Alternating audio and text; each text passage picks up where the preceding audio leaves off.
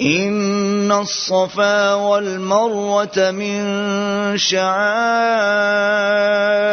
الله فمن حج البيت أو اعتمر فلا جناح عليه أن